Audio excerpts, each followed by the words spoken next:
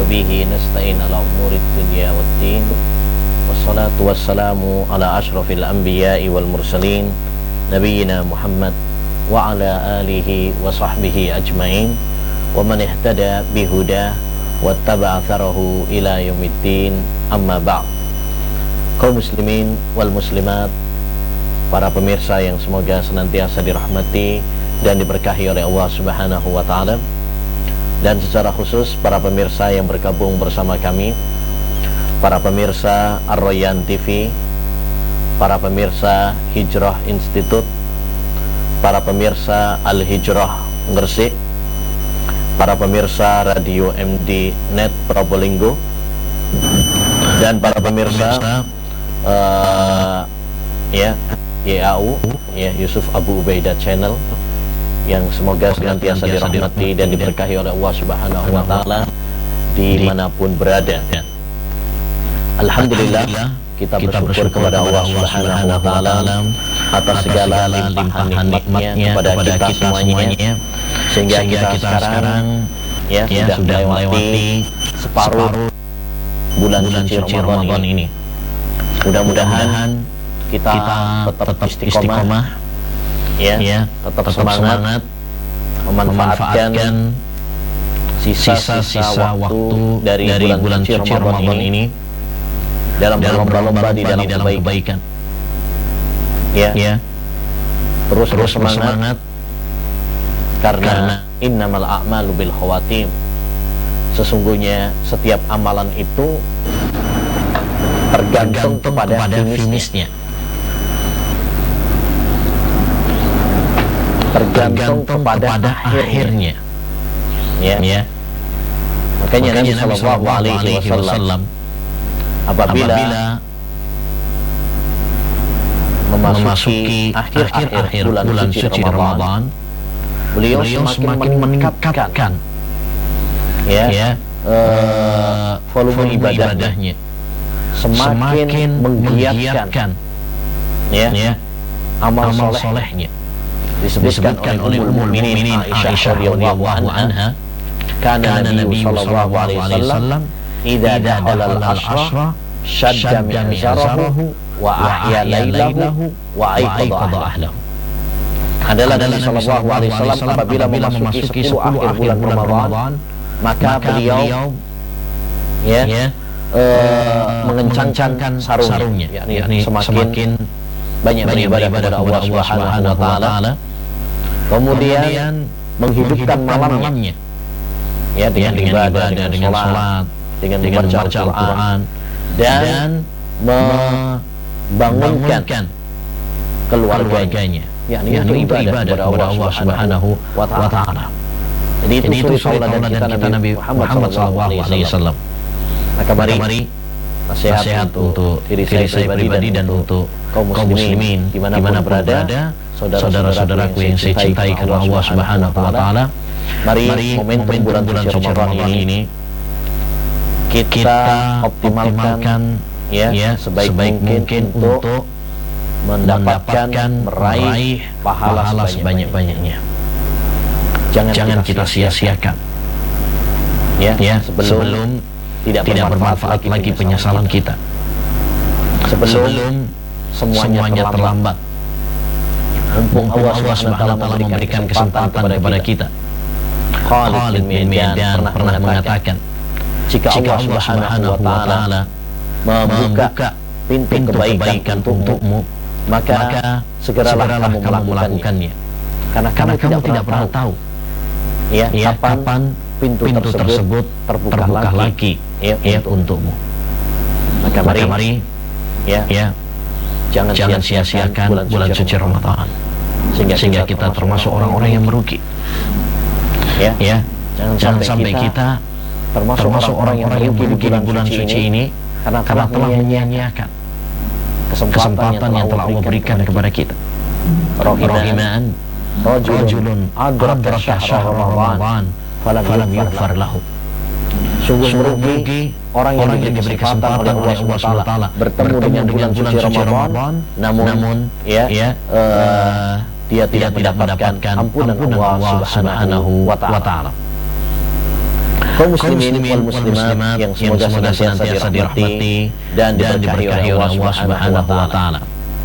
Insyaallah taala pada kesempatan kali ini kita akan melanjutkan kajian kita tentang faidah-faidah fikih yang tertuang dalam kitab Al-Ashbah wan Nadhair karya Imam Suyuti rahimahullah taala. Pada pertemuan sebelumnya telah kita bahas tentang 5 faidah besar dalam fikih, yaitu kaidah al-umuru bimaqasidiha, segala sesuatu itu tergantung kepada tujuannya, niatnya. Yang kedua telah kita bahas juga kaidah al-yaqinu la yazulu bisyak, sesuatu yang yakin tidak bisa dihilangkan dengan keraguan. Demikian juga telah kita bahas juga kaidah al-masyaqqatu tajlibu taysir, kesulitan itu membawa kepada kemudahan. Yang keempat telah kita bahas juga yaitu kaidah la dharara wa la dirar, tidak boleh membahayakan diri sendiri dan membahayakan orang lain. Demikian juga kaidah al-adab muhakkamah, adab istiadat itu bisa dijadikan sebagai hukum. Itu sudah kita bahas semuanya beserta cabang-cabang dari kaidah tersebut. Sekarang kita akan melanjutkan insyaallah taala beberapa faidah fikih yang disebutkan oleh Imam Suyuti rahimahullah dalam pembahasan qawaid kulliyah yataharraj 'alaiha ma la yanhasir min as-suwar al-juz'iyyah. Faidah fikih yang sering keluar dalam masalah-masalah fikih, walaupun tidak sebesar dan tidak sesering kaidah-kaidah 5 kaidah besar yang sebelumnya. Yang pertama adalah al-itharu fil qurabi makruh wa fi ghairiha mahbub. Mendahulukan orang lain dalam masalah taqarrub, mendekatkan diri kepada Allah Subhanahu wa taala dalam masalah-masalah ibadah, maka hukumnya adalah makruh, dibenci. Wa fi ghairiha, namun kalau kita mendahulukan orang lain dalam masalah-masalah yang lain, bukan dalam masalah ibadah, bukan dalam masalah taqarrub kepada Allah Subhanahu wa taala, maka mahbub ini dicintai. Dicintai oleh Allah Subhanahu wa taala.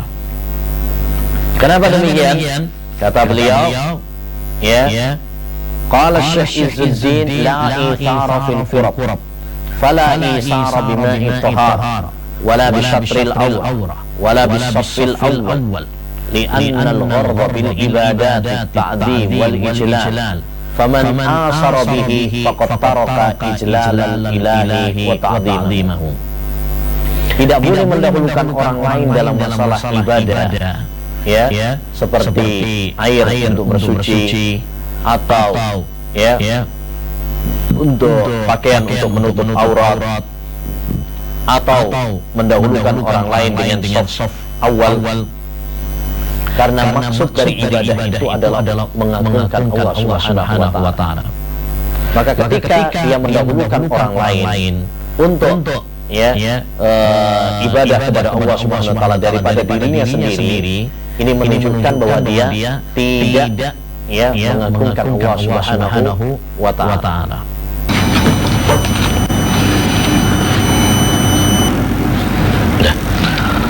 Baik, kita lanjutkan. Mohon maaf tadi ada gangguan. Kaidah ini yaitu al-ithar fil qurab makruh wa fi ghairihi mahbub, mendahulukan dalam masalah ibadah itu makruh, dibenci, tapi dalam masalah lain dicintai. Ini menunjukkan bahwa al-ithar, mendahulukan orang lain, itu terbagi menjadi 2. Yang pertama adalah mendahulukan orang lain dalam masalah ibadah. Ini yang dimaksud dalam kaidah ini. Mendahulukan orang lain dalam ibadah. Ini hukumnya adalah makruh, dibenci. Kenapa demikian? Karena maksud dari ibadah itu adalah pengagungan kepada Rabbul Alamin, kepada Allah Subhanahu wa taala. Nah, ketika dia mendahulukan orang lain dalam ibadah kepada Allah Subhanahu wa taala, ya, daripada dirinya sendiri, ini menunjukkan bahwa dia kurang mengagungkan Allah Subhanahu wa taala. Ya. Contoh kasus kaidah ini, misalkan kalau misalkan ada punya air untuk berwudu dan air tersebut hanya cukup untuk satu orang, ya, padahal bersama dia ada rombongan yang lain, ya, ada orang lain. Kalau dia mendahulukan orang lain, dah diberikan, ini silakan antum pakai untuk wudu, saya nanti gampang tayamum aja, misalkan. Maka ini hukumnya adalah makruh. Kenapa? Karena dia mendahulukan orang lain untuk ibadah kepada Allah Subhanahu wa taala daripada dirinya sendiri. Padahal dia sendiri juga dituntut untuk beribadah kepada Allah Subhanahu wa taala dengan sempurna. Ya, karena kita semuanya diciptakan oleh Allah Subhanahu wa taala untuk ibadah. Wa ma khalaqtul jinna wal insa illa liya'budun. Tidaklah saya ciptakan jin dan manusia kecuali untuk beribadah kepada aku, yaitu kepada Allah Subhanahu wa taala.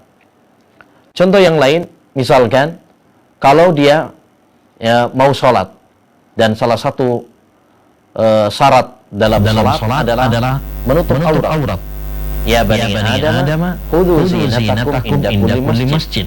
Wahai anak Adam, ambillah ya, perhiasan kalian. Ya, dan perhiasan yang wajib adalah pakaian untuk menutup aurat. Ya. Kalau seandainya pakaiannya untuk sholat itu cuma satu, ya, cuma satu. Padahal dia misalkan bertiga atau berdua. Kalau seandainya dia, ya, mendahulukan orang lain, ya, mendahulukan orang lain daripada dia, maka ini berarti hukumnya adalah makruh karena dia mendahulukan orang lain dalam ibadah kepada Allah Subhanahu wa taala daripada dirinya sendiri. Contoh yang lain, dan ini yang paling sering terjadi, yaitu biasanya dalam masalah soft, ya, dalam masalah soft. Sebagian orang kadang mendahulukan orang lain pada soft yang pertama, ya. Silahkan antum aja yang di soft pertama, saya mah yang belakang-belakang aja, ya. Seperti ini hukumnya adalah makruh karena sebagaimana kita tahu bahwa soft yang paling dicintai oleh Allah Subhanahu wa taala itu adalah yang paling depan. Yusaffuna al-awwal fal awwal. Ala tasufuna kama tasuful malaikatu inda rabbiha. Ya, maukah kalian bersaf seperti safnya para malaikat, ya, yaitu mereka menyempurnakan safnya gimana? Yang pertama terlebih dahulu. Jadi yang paling bagus adalah saf yang pertama. Nah, kalau dia mendahulukan orang lain untuk berada di saf yang pertama daripada dirinya sendiri, maka ini menunjukkan, ya, dia kurang mengagungkan Allah Subhanahu wa taala. Baik.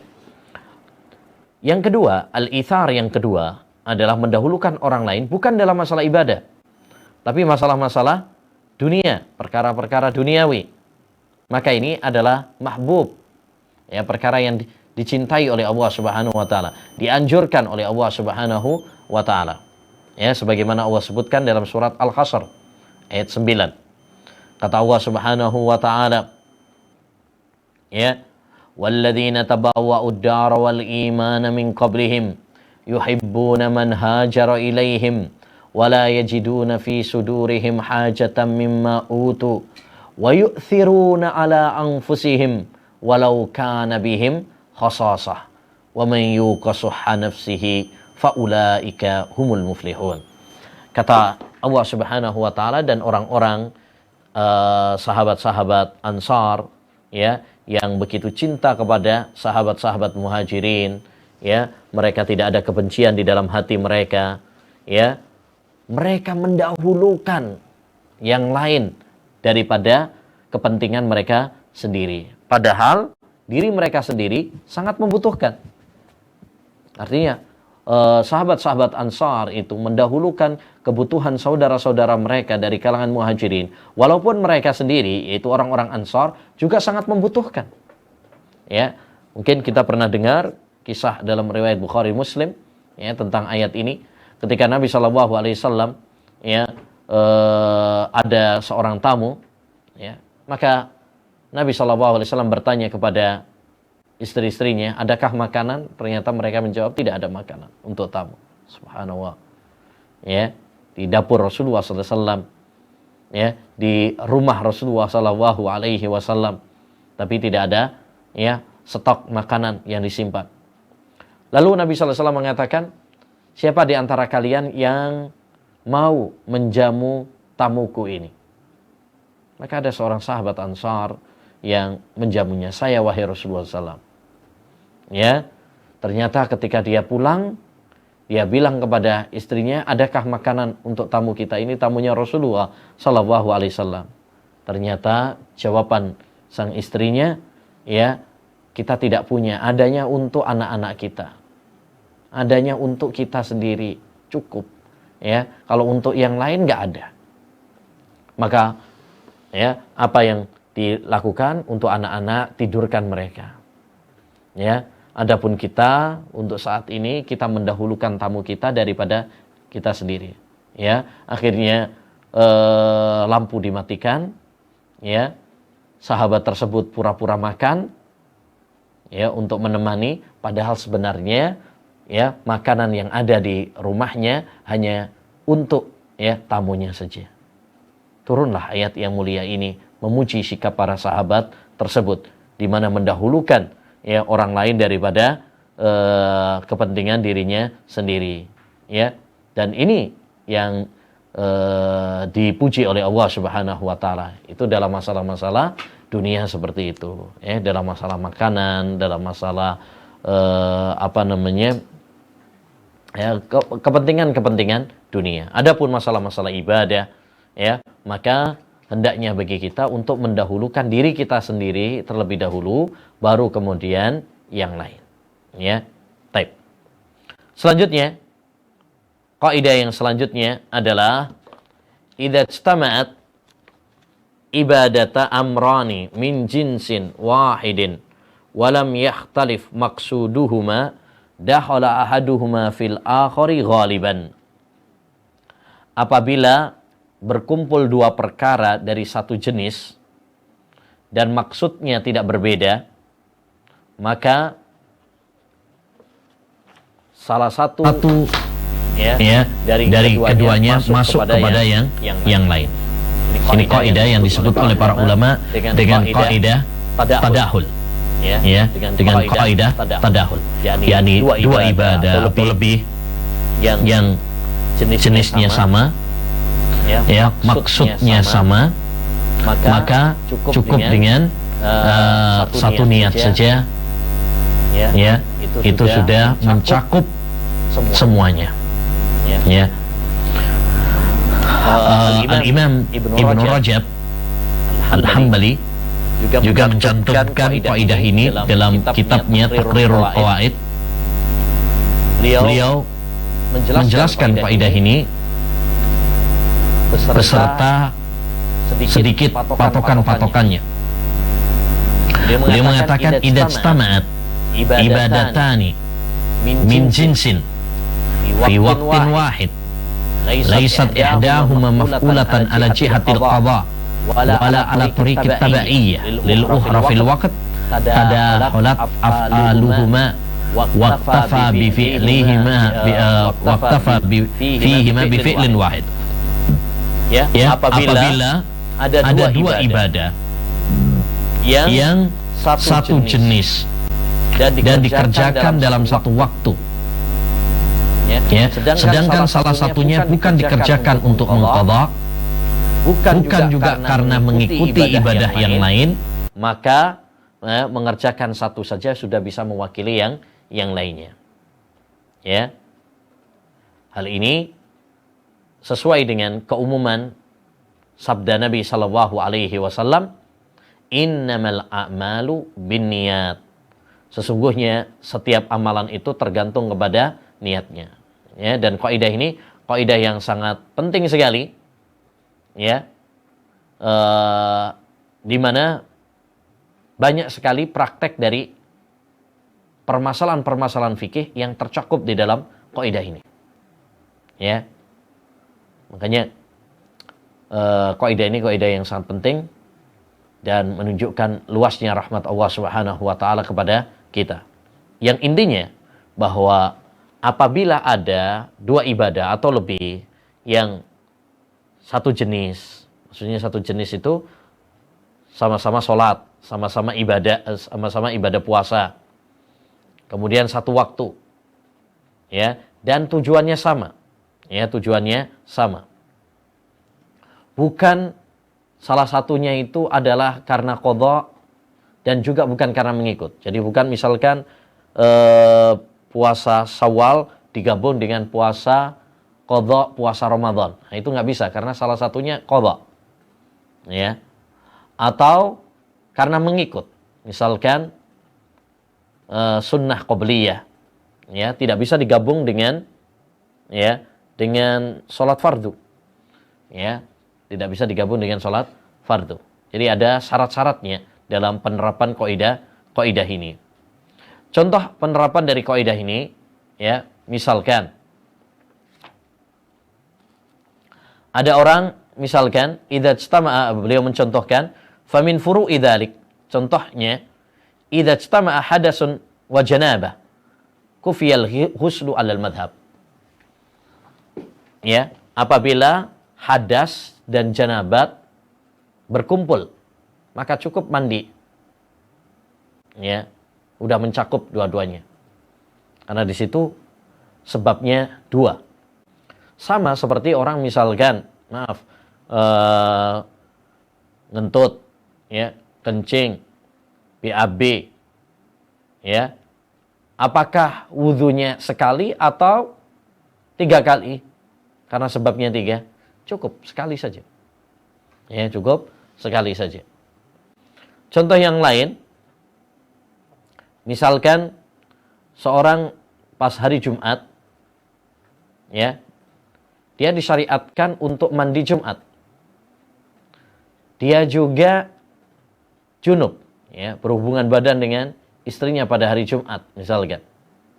Apakah mandinya sekali ataukah 2 kali? Ya. Kalau kita menerapkan kaidah ini, maka pendapat yang kuat adalah cukup sekali. Walaupun sebabnya 2, ada sebab hari Jumat, ada sebab yaitu mandi jenabat. Ya, mandi jenabat. Dan ini pendapat jumhur ulama. Walaupun sebagian ulama mengatakan berarti mandinya 2 kali. Ya, ini madhab dhahiri, ya. Tapi jumhur ulama mengatakan cukup sekali berdasarkan hadis innamal a'malu binniyat. Sesungguhnya setiap amalan tergantung kepada niatnya. Dia niatnya 2. Niatnya mandi Jumat dan satunya mandi jenabat. Ya. Baik. Contoh yang lain, misalkan kalau seorang lupa dalam sholatnya dan sebabnya lebih dari 1. Ya, lebih dari 1. Ya, mungkin ragu rakaat yang pertama, kemudian rakaat yang kedua, ya, salah lagi, lupa lagi, misalkan, maka cukup 1 sujud sahwi saja. Ya, cukup 1 sujud sahwi. Baik. Kalau misalkan contoh yang lain yang sering terjadi juga adalah ketika seorang makmum mendapati imam dalam posisi ruku. Maka dia melakukan takbir. Ya. Takbirnya digabung antara takbiratul ihram dan takbiratul intiqal. Padahal dia cuma 1 kali takbir. Tapi niatnya 2. Niatnya takbiratul ihram dan yang kedua niatnya juga adalah takbiratul intiqal. Ya, ini ada perselisihan dengan para ulama, tapi pendapat yang kuat adalah ya boleh. Ya, boleh. Kalau dia meniatkan dua-duanya, yaitu takbiratul intiqal dan takbiratul ihram, maka boleh. Kalau dia 2 kali takbiratul ihram, kemudian setelah itu dia takbir lagi untuk takbiratul intiqal, itu juga lebih sempurna. Yang tidak boleh adalah kalau dia niatnya takbiratul intiqal tapi tidak meniatkan untuk takbiratul ihram. Nah, itu nggak boleh. Ya, itu tidak diperbolehkan karena dia berarti meninggalkan rukunnya. Tapi kalau dia takbiratul ihram dia meniatkan, kemudian intiqalnya dia niatkan juga ya untuk mengikut, maka ini adalah tidak mengapa menurut pendapat yang lebih kuat. Ya. Baik, demikian juga yang sering terjadi juga adalah contoh yang lain, kalau seorang misalkan ya masuk masjid ya dan sudah qomat, maka boleh bagi dia untuk meniatkan dalam salat tersebut sekaligus tahiyatul masjid. Karena maksud dari tahiyatul masjid adalah pengagungan ya kepada masjid, penghormatan kepada masjid, maka ini tidak mengapa. Ya, tidak mengapa. Demikian juga kalau seorang masuk masjid, kemudian dia salat 2 rakaat, niatnya double. Niat salat sunnah wudu, niat salat qobliyah, niat salat tahiyatul masjid, digabung jadi satu, ini juga diperbolehkan. Ya, walhasil kaidah ini adalah kaidah yang sangat penting ya, yang menunjukkan luasnya rahmat Allah Subhanahu wa taala, sehingga dengan mengetahui kaidah ini ya, kita bisa meniatkan beberapa ibadah-ibadah ya dalam satu waktu ya, sehingga kita mendapatkan pahala yang lebih banyak. Baik. Kaidah yang ketiga, beliau mengatakan i'malul kalam aula min ihmalihi. Memfungsikan suatu ucapan itu lebih utama daripada menonfungsikan ya, tidak memfungsikan ucapan tersebut. Ya. Baik. Jadi makna dari kaidah ini bahwa kita memfungsikan suatu lafadz ya yang diucapkan oleh manusia, yang diucapkan oleh Allah Subhanahu wa taala, diucapkan oleh Rasulullah SAW, itu lebih utama daripada ketika kita menyia-nyiakannya ya, mengatakan bahwasanya itu tidak ada artinya atau maknanya adalah kiasan ya, atau hanya sekedar penguat dan sebagainya. Ya, karena hukum asalnya suatu ungkapan itu memiliki makna, tidak mungkin sia-sia. Apalagi itu adalah diucapkan oleh Allah Subhanahu wa taala dan diucapkan oleh Rasulullah sallallahu alaihi wasallam. Ya. Kalau ada orang misalkan mengatakan tanyakan ke pondok, ya maksudnya tanyakan ke orang-orang yang ada di sana. Ya. Kalau ada orang mengatakan makan yang ya, makan panci misalkan, ya maksudnya adalah apa yang makanan yang ada di panci, bukan pancinya yang dimakan. Ya, karena manusia ketika dia berbicara, ya pada dasarnya adalah memiliki makna yang dipahami, ya. Dan kaidah ini kaidah penting dalam kita memahami ucapan-ucapan manusia. Ya, demikian juga memahami ucapan-ucapan Allah Subhanahu wa taala dan Rasulnya. Ya. Di antara cabang dari kaidah ini adalah kaidah at-ta'sis aula min at-ta'qid. Ya. Membawa suatu ucapan memiliki makna tersendiri itu lebih utama ketimbang kita mengatakan hanya sekedar penguat saja. Contoh misalkan la dharara wala dirar. Hadis Nabi SAW, tidak ada bahaya untuk diri sendiri dan membahayakan orang lain. Taib. Sebagian para ulama berbeda pendapat tentang dharar dan dirar. Apakah ini pengulangan ataukah dharar sama dirar itu memiliki makna yang berbeda?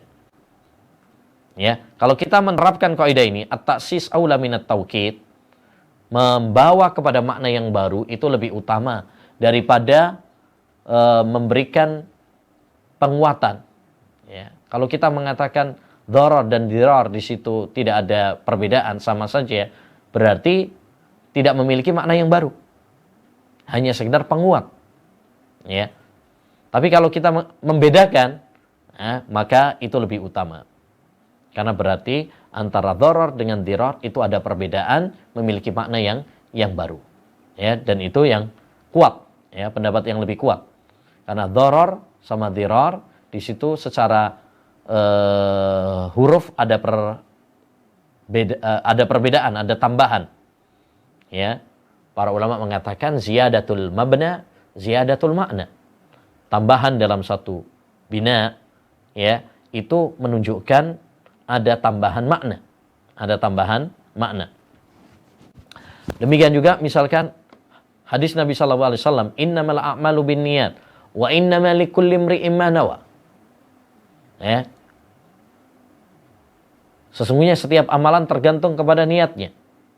Dan setiap orang tergantung apa yang dia niatkan. Di sini para ulama juga berselisih pendapat. Apakah paragraf yang kedua, setiap orang tergantung apa yang dia niatkan. Ini sama seperti lafadz yang sebelumnya maknanya. Sesungguhnya setiap amalan tergantung kepada niatnya. Ya. Kalau kita menerapkan kaidah ini, berarti mestinya berbeda. Ada perbedaan antara setiap amalan tergantung kepada niatnya sama setiap orang tergantung dengan apa yang dia niatkan. Kalau yang pertama itu tertuju pada amalnya dan yang kedua tertuju pada pelakunya, orangnya. Ya. Baik. Intinya ini kaidah penting juga ya dalam memahami ucapan-ucapan Allah Subhanahu wa taala dan hadis-hadis Nabi sallallahu alaihi wasallam. Demikian juga di antara cabang dari kaidah ini adalah kaidah al-aslu fil kalam al-haqiqah. Hukum asal suatu ucapan harus dibawa kepada hakikatnya. Tidak boleh kita palingkan kepada makna yang lain. Ya.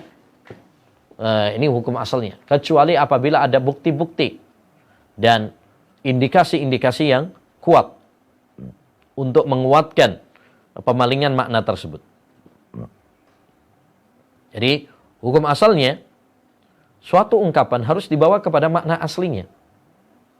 Kalau kita mengatakan dalam bahasa Arab, ra'aitu al-asada, saya melihat al-asad. Al-asad itu artinya harimau, singa. Ya. Berarti maknanya adalah singa beneran, yaitu hewan buas. Ya. Tapi kalau kemudian di sana ada indikasi untuk memalingkannya, dan itu indikasi yang kuat bahwasanya maksudnya di situ adalah majaz, boleh. Seperti misalkan kalau kalimatnya ra'aitul asada yahtubu 'alal mimbar. Saya melihat ya singa berpidato di atas mimbar. Ya, maksudnya di situ adalah seorang pemberani. Karena di situ ada indikasi. Ya, ada indikasi. Tapi hukum asalnya suatu kalimat harus dibawa kepada zahirnya, kepada makna aslinya. Dan ini kaidah yang disepakati oleh para ulama dan disepakati juga oleh seluruh manusia dari berbagai ahli bahasa. Karena tujuan bahasa tidak sempurna kecuali dengan menerapkan kaidah ini, ya. Taib. Dan ini penting sekali. Ya, penting dalam memahami Al-Quran, dalam memahami hadis, terutama dalam masalah-masalah asma wa sifat, nama dan sifat-sifat Allah SWT. Karena sebagian ahlul bid'ah sering merubah ya makna dari nama-nama dan sifat-sifat Allah Subhanahu wa taala. Ya, contohnya sebagian orang mengartikan yanzilu rabbuna tabaraka wa taala ila sama'id dunya. Rob kita turun ke langit dunia. Diartikan ya bukan Rob kita, tapi malaikat. Nah, ini berarti tidak sesuai dengan kaidah tadi. Al-aslu fil kalam al-haqiqah. Hukum asal ucapan adalah hakikatnya. Ya. Makanya pendapat yang benar dalam memahami hadis ini ya adalah pendapat ahlu sunnah wal jamaah. yang tidak memalingkan dan tidak merubah maknanya. Mereka mengatakan yanzilu rabbuna, yang turun adalah Rabb kita, yaitu Allah Subhanahu wa taala. Sesuai dengan kaidah ini. Ar-Rahmanu 'alal arsy istawa dibawa kepada makna aslinya. Istawa artinya adalah ala wartafa'a, tinggi di atas langitnya. Ya. Nah, tidak memalingkan. Istawa bermakna istaula, atau yad bermakna kudrah, ya, menguasai. Ini berarti memalingkan dari makna asli, padahal kaidahnya al aslu fil kalam al haqiqah. Hukum asal suatu ucapan adalah dibawa kepada hakikatnya, pada makna aslinya. Taib, selanjutnya kaidah yang keempat, al-huruju minal khilafi mustahabbun.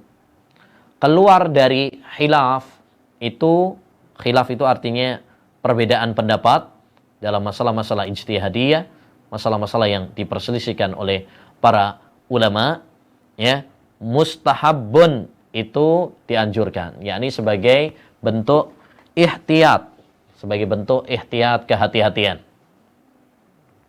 Jadi keluar, ya, dari lingkup perselisihan di kalangan para ulama sebagai bentuk kehati-hatian itu lebih utama. Perlu diketahui, ma'asyiral muslimin, bahwa ikhtilaf, ya, ini masalah yang sangat panjang sebenarnya. Ikhtilaf atau perselisihan pendapat di kalangan para ulama itu ada dua macam. Yang pertama, ikhtilaf yang boleh, yaitu dalam masalah-masalah yang tidak jelas dalilnya, atau dalilnya sama-sama kuat. Maka dalam kondisi seperti ini adalah perselisihan yang diperbolehkan, dan kita harus menyikapinya dengan lapang dada. Tidak boleh kemudian menjurus kepada permusuhan, saling mengkafirkan, saling mencakar antara satu dengan yang lain dalam masalah tersebut. Ya, menarik ucapan Syekhul Islam Taimiyah rahimahullah dalam kitabnya Majmu'ul Fatawa. Beliau mengatakan, wa ammal ihtilafu fil ahkam fa aksar min an yandhabit. Perselisihan dalam hukum itu banyak sekali, tak terhitung jumlahnya. Walau kana kullama ihtalafa muslimani fi syai'in tahajara lam yabqa bainal muslimina ismatun wala uhuwa. Andaikan setiap perbedaan itu mengharuskan permusuhan, maka tidak ada persaudaraan, persahabatan. Ya. Lihat Abu Bakar dan Umar, manusia yang paling mulia setelah Rasulullah SAW dan setelah para nabi. Sekalipun demikian, mereka juga kadang berselisih pendapat, tapi tidak menjadikan mereka bermusuhan. Ini perselisihan yang boleh, dan ini yang paling banyak dalam masalah-masalah fikih, yaitu masalah-masalah yang terjadi perbedaan di kalangan para ulama, bahkan ulama madhab 4 kan, mereka berbeda pendapat. Taib, ikhtilaf yang kedua adalah ikhtilaf yang tidak boleh, ikhtilaf yang tercela, yaitu perbedaan dalam masalah-masalah yang sudah jelas dalilnya, ya, jelas-jelas bertentangan dengan Quran, bertentangan dengan hadis, bertentangan dengan kesepakatan para ulama. Maka ini adalah perselisihan yang tercela, ya.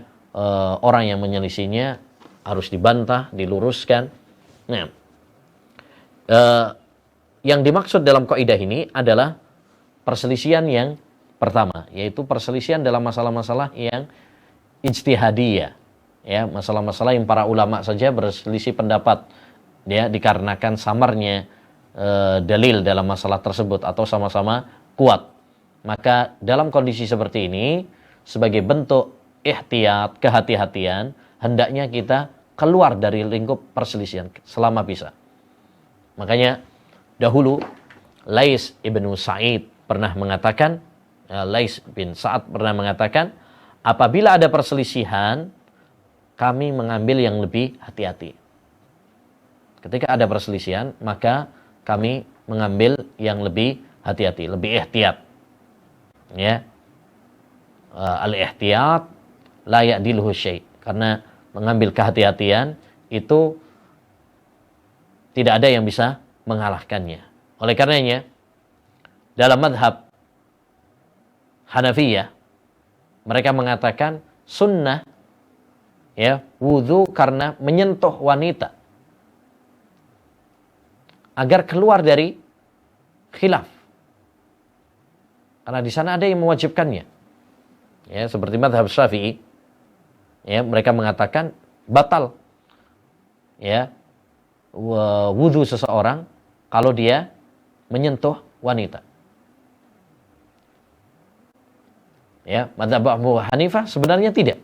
Mereka mengatakan tidak membatalkan, tapi disunnahkan untuk berwudu sebagai bentuk kehati-hatian. Sebagai bentuk kehati-hatian. Demikian juga ma'asyiral muslimin, para ulama juga sepakat tentang sahnya ya seorang yang bermadzhab Syafi'i misalkan salat di belakang orang yang bermadzhab Hambali atau Hanafi atau yang lainnya. Padahal terkadang di antara mereka ada perbedaan-perbedaan ya, antara mazhab Syafi'i dengan mazhab Hanafi misalkan ada perbedaan. Ya, misalkan tentang tadi menyentuh perempuan. Menurut mazhab Syafi'i wajib wudu, batal wudunya kalau menyentuh perempuan. Sedangkan dalam mazhab Syafi'i, dalam mazhab Hanafi tidak. Ya, bisa jadi misalkan imamnya mazhab Hanafi, makmumnya mazhab Syafi'i. Ya. Mazhab Hanafi mungkin imamnya tadi menyentuh istrinya. Yang menurut mazhab Syafi'i batal wudunya. Kalau batal wudunya berarti batal sholatnya. Tapi karena ini masalah-masalah ikhtilaf, masalah yang diperselisihkan para ulama, ya, maka mereka tetap mengatakan sah. Ya, sholat di belakang mazhab Syafi'i atau mazhab Hanafi, beda mazhab, ya. Walaupun ya ada perbedaan-perbedaan yang cukup tajam ya dalam masailnya, dalam masalah-masalah yang mereka perselisihkan. Nah, yang berkonsekuensi pada sah tidaknya sholat.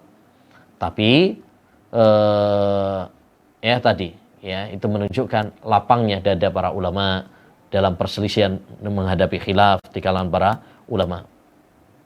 Intinya kaidah ini mengajarkan kepada kita untuk bersikap hati-hati dalam menghadapi perselisihan di kalangan para ulama. Kalau kita bisa untuk mengambil jalan ihtiyat yang lebih hati-hati, maka ini lebih utama. Ya, lebih utama. Seperti halnya wara, ya. Ketika seorang misalkan ragu apakah ini halal haram, maka mengambil jalan wara, ya, itu lebih utama. Faman ittaqas syubhat faqad istabra'a li dinihi wa irdih. Barang siapa yang menjauhkan diri dari perkara yang syubhat, maka berarti dia telah menjaga kehormatannya, ya. Nah, selanjutnya masalah yang kelima, maka kana aktsara fi'lan kana aktsara fadlan. Semakin banyak amal ibadahnya, semakin banyak pahalanya. Ini diambil dari hadis riwayat Muslim di mana Nabi sallallahu alaihi wasallam mengatakan kepada Aisyah, "Ajruki ala qadri nasabiki." Pahalamu sesuai dengan kadar ya lelahmu. Semakin kita lelah, semakin banyak ibadah yang kita lakukan, maka pahalanya pun akan lebih banyak. Ya. Nah, ini satu kaidah yang berkaitan tentang amal dan pahala. Semakin banyak amal yang dilakukan oleh seorang hamba, maka semakin banyak pahalanya. Semakin berat ya ujian seorang hamba, ya, maka akan semakin banyak pula pahalanya. Seperti misalkan kita sekarang berpuasa, ya, Ramadan kali ini mungkin agak berbeda dengan Ramadan-Ramadan yang sebelumnya. Ya, ketika seorang beribadah di saat-saat ujian, cobaan, sehingga terasa lebih berat, itu lebih banyak pahalanya. Ya, misalkan orang puasa di sebagian daerah atau sebagian negara yang mungkin lebih lama ya jamnya puasanya, atau cuacanya lebih panas daripada tempat yang lain, maka semakin besar cobaan seseorang, semakin besar pula pahala yang dia dapatkan. Ini makna dari kaidah tadi. Ya. Nah, kaidah yang keenam, al-muta'addi afdal minal qasir.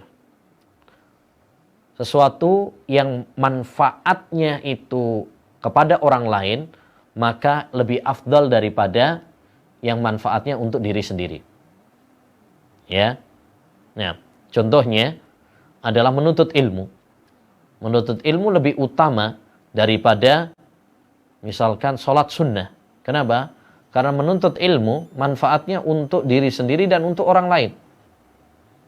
Ya, untuk orang lain. Bisa untuk ngajari keluarganya, temannya, ya. Berbeda dengan orang itu sholat sunnah. Kalau sholat sunnah pahalanya untuk dirinya sendiri. Makanya pernah dikatakan kepada Imam Ahmad bin Hanbal, mana yang lebih utama? Iktikaf, ya, dan puasa sunnah atau sholat sunnah, ataukah membantah ahlul bid'ah? Maka beliau mengatakan membantah ahlul bid'ah lebih utama. Kenapa? Karena membantah ahlul bid'ah manfaatnya untuk orang lain. Manfaatnya untuk orang lain. Berbeda dengan dia puasa sunnah, dia sholat sunnah, iktikaf, maka itu manfaatnya untuk diri sendiri. Taib. Kaidah yang ketujuh, al-fardhu afdalu minan nafli. Ya. Yang wajib itu lebih utama daripada yang sunnah. Ya, berdasarkan hadis qudsi, di mana Allah Subhanahu wa taala berfirman dalam hadis wali, "Wa ma taqarraba ilayya 'abdi bi syai'in ahabba ilayya mimma aftaradtu." Wala yazalu abdi yataqarrabu ilayya bin nawafil hatta uhibbah. Senantiasa tidaklah hambaku mendekatkan diri kepadaku dengan suatu amalan yang lebih saya cintai daripada apa yang saya wajibkan kepadanya. Dan senantiasa hambaku mendekatkan diri dengan amalan-amalan sunnah sehingga saya mencintainya. Ini menunjukkan bahwasanya yang paling dicintai oleh Allah Subhanahu wa taala adalah yang wajib terlebih dahulu, baru kemudian mengamalkan yang sunnah. Oleh karenanya, ketika berbenturan antara yang wajib dengan yang sunnah, yang didahulukan adalah yang wajib. Karena yang wajib lebih utama daripada yang sunnah. Fa'idha tazaham adadul masalih yuqaddamul a'la minal masalih. Apabila berbenturan dua maslahat, yang didahulukan adalah maslahat yang lebih tinggi. Contoh, ketika berbenturan antara sholat sunnah dengan sholat wajib, maka yang didahulukan adalah sholat wajib. Makanya Nabi SAW mengatakan, فَإِذَا أُقِيمَتِ الصَّلَاةُ فَلَا صَلَاةَ إِلَّا الْمَكْتُوبَةِ. Apabila didirikan sholat, maka tidak ada sholat kecuali yang wajib. Taib. Kaidah yang selanjutnya, al-fadhilatu al-muta'alliqah binafsil ibadah aula minal muta'alliqati ya bi zamaniha. Ya. Keutamaan yang kembali kepada zat ibadah itu lebih utama daripada yang berkaitan dengan tempatnya atau waktunya. Ya. Misalkan kalau hukum asalnya orang sholat di shaf yang pertama itu lebih utama daripada di shaf yang kedua atau shaf yang ketiga. Tapi bagi sebagian orang, ya, ketika dia misalkan di shaf yang pertama, ya, dia nggak khusyuk, misalkan, apalagi di belakang imam, ya, takut nanti kalau misalkan imamnya batal dia harus menggantikannya sehingga grogi, ya, maka yang lebih utama bagi dia adalah berada di shaf yang kedua yang dimana itu lebih nyaman, ya, lebih khusyuk. Contoh yang lain, tawaf. Kalau ada orang tawaf, ya, pilihannya dua, antara kalau dia lebih dekat sama Ka'bah, ya, tentu itu hukum asalnya lebih utama. Tapi kalau dia lebih dekat dengan Ka'bah, tetapi malah desek-desekan, ya, malah nggak bisa khusyuk, maka lebih utama jauh tapi lebih khusyuk. Ya, taib. Yang terakhir, kaidah yang terakhir, al-masyhur la yusaghal. Kalau sesuatu itu sudah sibuk, maka tidak boleh ditambahi kesibukannya. Ya, seperti dalam sholat, Nabi pernah mengatakan, inna fis sholati la sughla. Sesungguhnya di dalam sholat itu ada kesibukan. Makanya orang yang sholat sunnah misalkan, terus ada adzan, maka nggak perlu untuk menjawab, karena dia sendiri sudah sibuk. Taib, kaidah yang terakhir, al-maisur la yasqutu bil ma'sur. Ya, sesuatu yang mudah maka tidak gugur karena adanya kesulitan. Ya, artinya lakukan kewajiban itu sesuai dengan kemampuan. Fattaqullaha mastata'tum, bertakwalah kepada Allah semampu kalian. Demikian yang dapat kami sampaikan, kurang lebihnya mohon maaf. Subhanakallahumma bihamdik asyhadu an la ilaha illa anta astaghfiruka wa atubu ilaik. Assalamualaikum warahmatullahi wabarakatuh.